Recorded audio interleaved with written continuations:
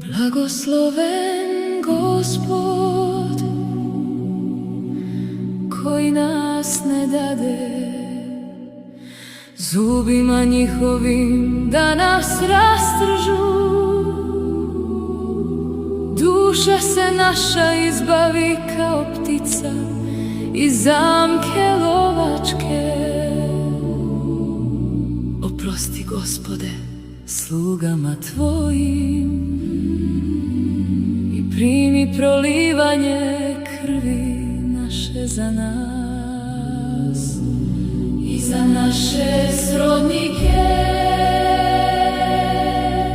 i prijatelje i za svo tačastvo,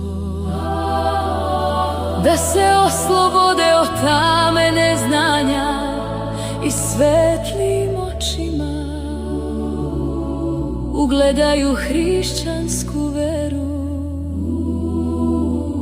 i poznadu Tebe, istinitu svetlost.